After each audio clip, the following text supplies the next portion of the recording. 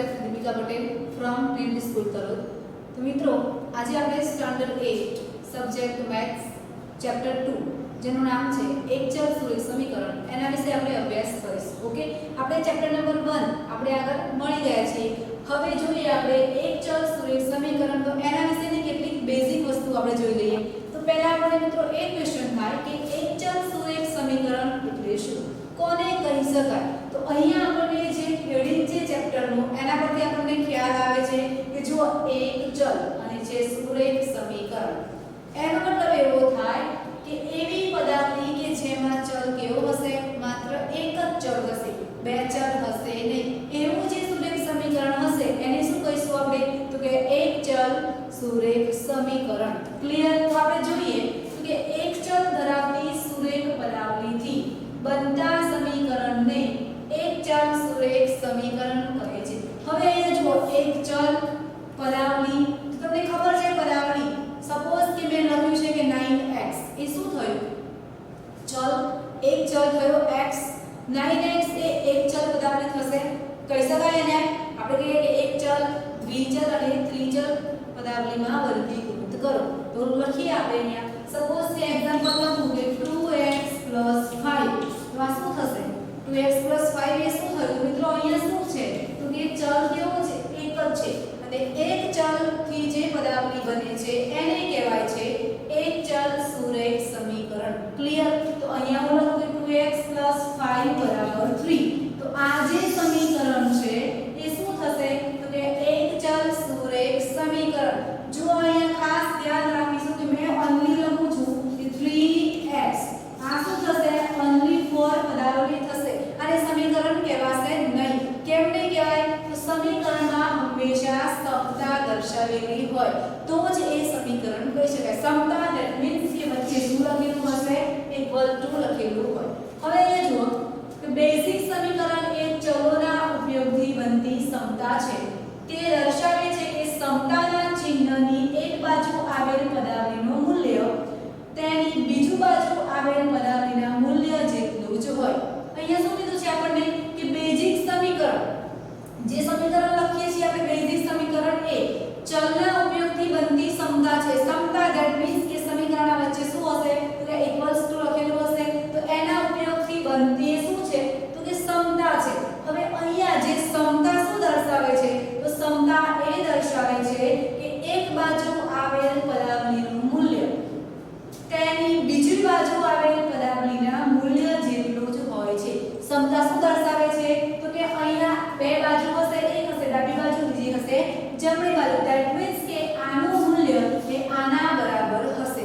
Clear? આટલી વસ્તુ સમજણ પડી કે સમતાની બે બાજુ હશે, એક હશે લેફ્ટ હેન્ડ સાઈડ અને બીજી હશે રાઈટ હેન્ડ સાઈડ. તો એનો મતલબ એ થશે કે એક બાજુ આવેલ પદાવલિનું મૂલ્ય તેની બીજી બાજુ આવેલ પદાવલિના મૂલ્યના જેટલું જ હશે. આટલી વસ્તુ ક્લિયર થઈ ગઈ. ત્યારબાદ છે સુરેખ સમીકરણનો ઉકેલ કોઈપણ સમય શક્ય હોઈ શકે છે. સુરેખ સમીકરણનો ઉકેલ ધેટ મીન્સ કે આપણને આ એક પ્રકારનું આ સુરેખ સમીકરણ લીધું આપણે કે x 9 3. સપોઝ એક્ઝામ્પલ છે, હવે તમને એવું કીધું હોય કે સમીકરણનો ઉકેલ મેળવો, તો શું થશે અહીંયા, તો કે x 3 9. તો x કેટલા મળશે, -6. તો આ શું થઈ ગયું, તો કે સમીકરણનો ઉકેલ. તો અહીંયા શું કીધું છે કે સુરેખ સમીકરણનો ઉકેલ કોઈપણ સમય સંખ્યા હોઈ શકે છે. સમય સંખ્યા હોઈ શકે, જો આના છેદમાં પણ 1 થઈ જશે તો p/q ફોર્મ થઈ ગયું. તો આનો મતલબ શું થાય, તો કે કોઈપણ સુરેખ સમીકરણનો ઉકેલ હશે એ શું હશે, કોઈપણ સમય સંખ્યા હોઈ શકે છે. ક્લિયર? હવે જો અહીંયા બીજું છે કે સમીકરણની બંને બાજુએ સુરેખ પદાવલિઓ હોઈ શકે છે. સમીકરણની બંને બાજુ ધેટ મીન્સ કે લેફ્ટ હેન્ડ સાઈડ અને રાઈટ હેન્ડ સાઈડ, સમીકરણની બંને બાજુ શું હોઈ શકે છે, તો કે બંને પદાવલિઓ કેવી હોઈ શકે છે, સુરેખ હોઈ શકે છે. ક્લિયર એટલી વસ્તુ. ત્યારબાદ જુઓ અહીંયા શું કીધું છે કે સંખ્યાની જેમ જ ચલને પણ એક બાજુથી બીજી બાજુ તરફ લઈ જઈ શકાય છે. જેમ કે અહીંયા શું કરીએ છીએ આપણે, સપોઝ કે હું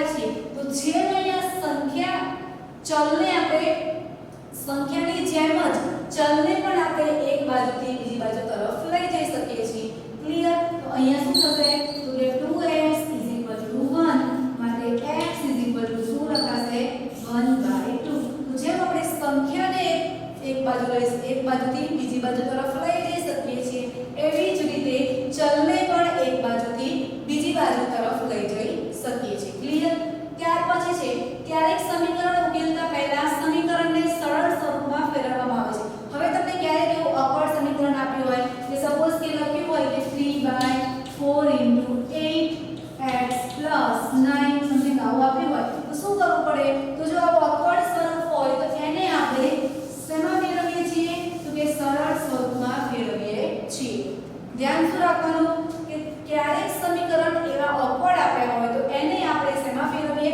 સરળ સ્વરૂપમાં ફેરવીએ છીએ અને ત્યારબાદ આપણે એનો ઉકેલ શોધીએ છીએ હવે અહીં આપણે કીધું છે કે એક ચલ સુરેખ સમીકરણ એક જ ચલ હોય અને પાછું સમીકરણ કેવું હોવું જોઈએ સુરેખ એના જ વિશેની વાત છે અહીંયા તો કીધું છે કે જો સમીકરણ સુરેખ ન હોય જો સમીકરણ સુરેખ ન હોય તો સમીકરણની બંને બાજુઓને યોગ્ય પદાવલી વડે ગુણીને સુરેખ સમીકરણમાં ફેરવી શકાય છે અહીંયા શું કીધું છે કે અહીંયા જો સુરેખ સમીકરણ ના હોય તો આપણે એ જે સમીકરણ છે એને સુરેખ સમીકરણમાં ફેરવવું પડે હવે એને કેવી રીતે ફેરવાય મિત્રો તો કે બંને બાજુ યોગ્ય પદાવલી વડે ગુણી અને આપણે એને સુરેખ સમીકરણમાં ફેરવી શકીએ ક્લિયર બીજું છે અહીંયા કે સંખ્યા ઉંમર પરિમિતિ ક્ષેત્રફળ ચલની નાનો આધારિત કુલ પ્રશ્નોના ઉકેલ આપણે સુરેખ સમીકરણના ઉપયોગથી મેળવી શકાય છે અહીં આટલી વસ્તુ આપણે ખાસ ધ્યાન રાખીશું ઇન શોર્ટમાં ધ્યાન એટલું રાખવાનું છે કે એક ચલ સુરેખ સમીકરણમાં માત્ર ને માત્ર એક જ ચલ હશે અને આપણે જ્યારે પણ ઉકેલ મેળવવાનો હોય ત્યારે સમીકરણ હંમેશા સુરેખ સમીકરણ હોવું જોઈએ તો આપણે કેટલાક ઉદાહરણ જોઈએ તો જુઓ અહીંયા આપણને આપ્યું છે કે સ્વાધ્યાય 2.1 માં આપણને પહેલું જ આપેલું છે દાખલા નંબર 1 માં જ કીધું છે કે નીચેના સમીકરણો ચકાસો ઉકેલો નીચેના સમીકરણો ઉકેલો આપણને એવું કીધું છે સ્વાધ્યાય 2.1 હવે જો આ બધી જ વસ્તુ આપણે આગળ જોઈ લીધી છે કે સમીકરણ એક ચલ સમીકરણ એટલે શું કેવી રીતે એને ઉકેલ મેળવી શકાય આ બધી જ વસ્તુ આપણે જોઈ ગયા એના બાદ છે સ્વાધ્યાય 2.1 એમાં પહેલો દાખલો છે કે નીચેના સમીકરણ ઉકેલો એમાં ફર્સ્ટ છે કે x - 2 = 7 હવે અહીંયા આપણને શું કીધું હતું મિત્રો કે જુઓ કે જો અહીંયા આપણે કીધું હતું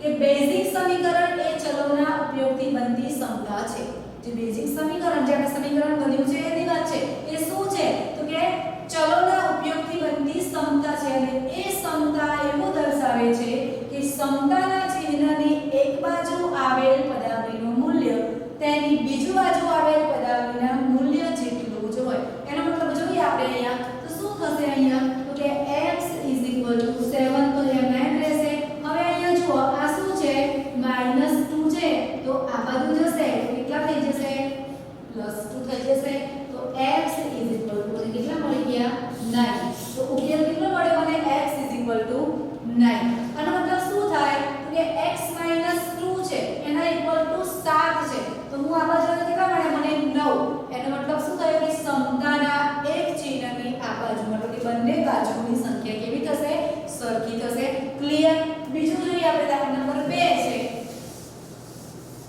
જો આમાં તમે 3-4 એક્ઝામ્પલ હું આપીશ બાકી તમે તમારી જાતે પણ ઘરેથી કરી શકશો ક્લિયર દરેક રીતના એક એક દાખલા સમજાવીશ હવે જુઓ અહીંયા દાખલા નંબર 2 છે તો y + 3 = 10 y + 3 = 10 હવે જો અહીંયા આપણે શું કીધું છે તો કે એક ચલ સુરેખ સમીકરણ તો જુઓ અહીંયા ચલ તરીકે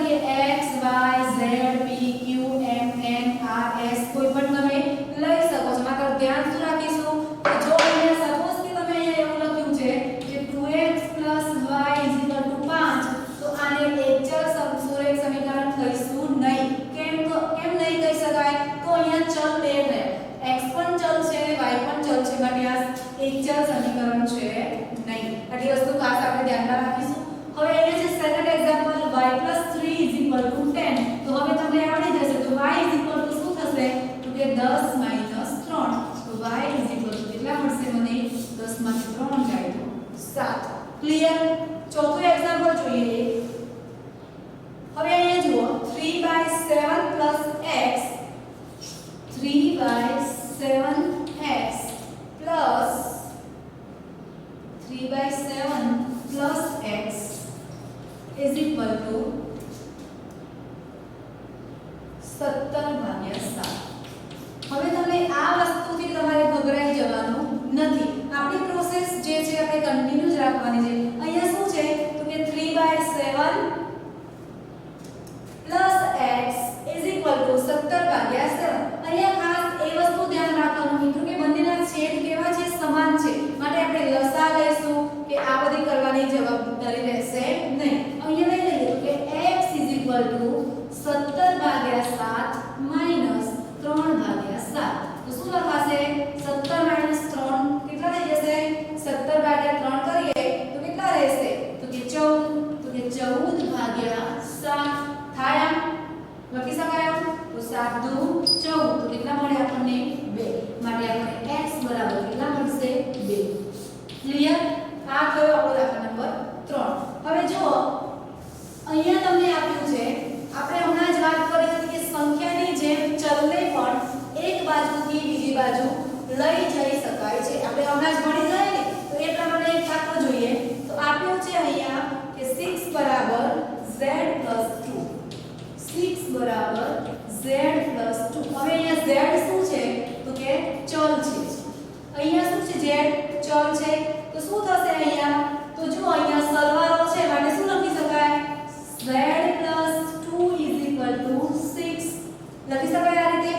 માટે z = 6 - 2 એટલે z બરાબર કેટલા થશે? 4.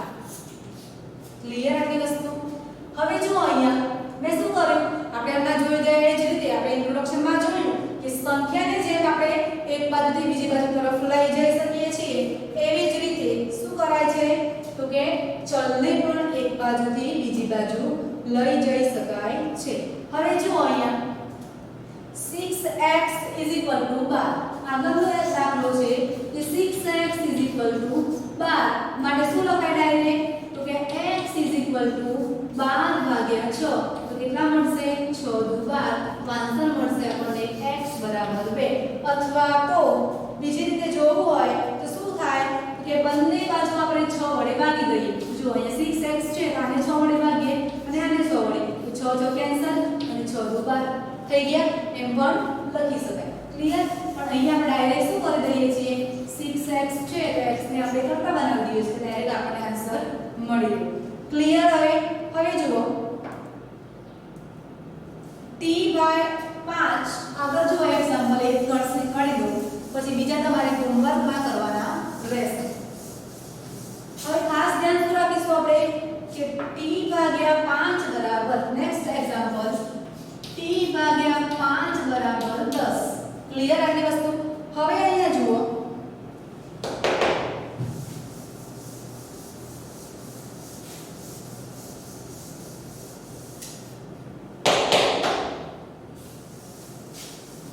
t/5 બરાબર 10 છે.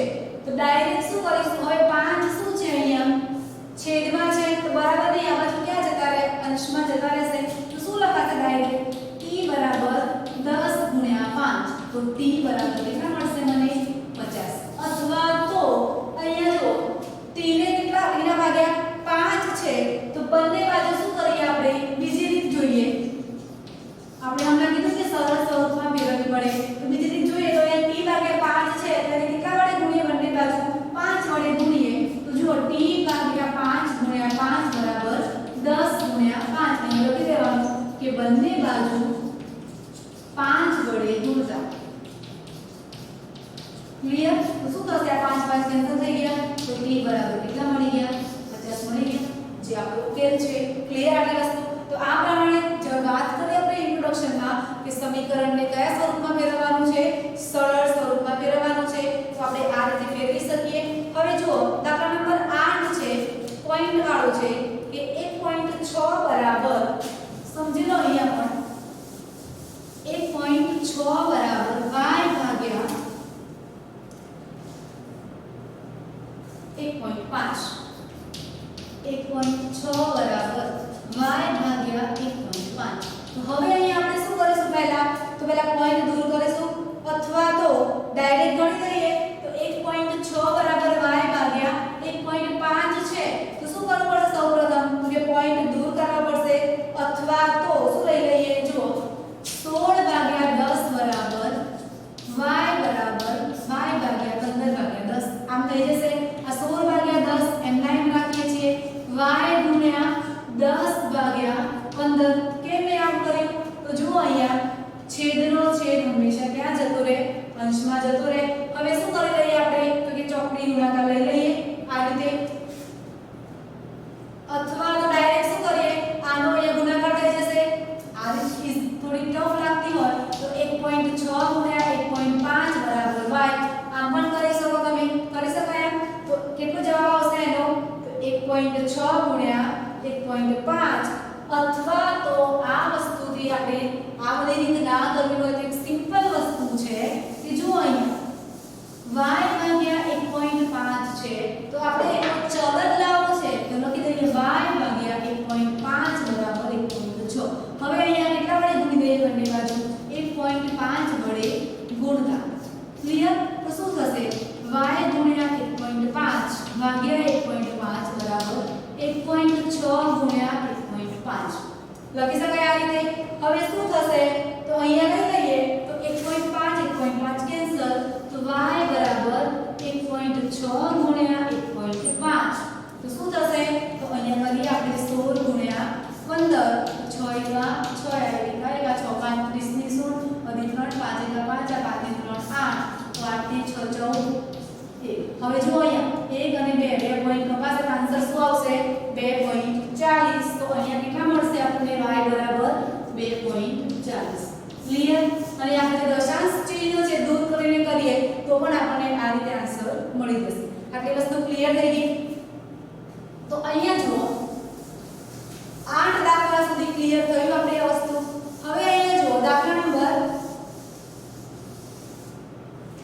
10 11 12 આ રીતના જે આગળના દાખલા છે એ તમારે હોમવર્કમાં કરવાના હવે જુઓ સ્વાધ્યાય 2.1 માં આપણે દરેક રીતના એક દાખલા મેં તમને ક્લિયર કરાવડાય બાકીના જે દાખલા છે એ આગલા વિડિયોમાં હું તમને સોલ્યુશન કરાવી દઈશ પણ એટલું ધ્યાન રાખવાનું મિત્રો કે આગળ જે બાકીના દાખલા છે એ તમારે ઘરેથી એકવાર પ્રેક્ટિસ કરી શાંતિથી સમજી અને ઘણી નોટબુકમાં લખવાના રહેશે બાકી હું તમને આગલા વિડિયોમાં આ જે દાખલા છે એનું સોલ્યુશન કરાવી દઈશ ઓકે બસ